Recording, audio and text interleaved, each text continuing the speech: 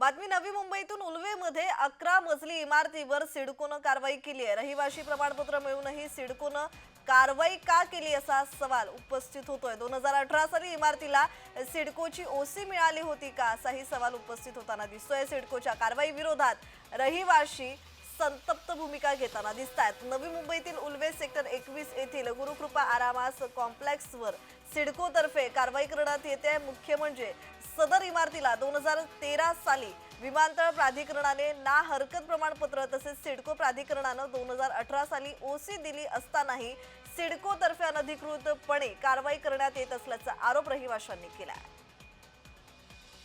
तर या संदर्भात अधिकची माहिती देत आहेत आमच्या प्रतिनिधी कविता लोखंडे। कविता, उल्वेमध्ये 11 मजली इमारतींवर आता सिडकोनं कारवाई केलेली आहे। रहिवाशी प्रमाणपत्र मिळूनही सिडकोनं कारवाई केली असल्याचा आरोप आता रहिवाशांकडून करण्यात येतोय। या संदर्भात अधिकचा तपशील। नक्कीच प्रज्ञा, उल्वेमध्ये असणाऱ्या सिडकोच्या अधिकृत इमारतीवरती जी आहे ती बेकायदेशीरित्या कारवाई होताना आपल्याला पाहायला मिळते। त्यामुळे रहिवाशांमध्ये रहिवाशी जे आहेत ते संताप व्यक्त करताना पाहायला मिळतात।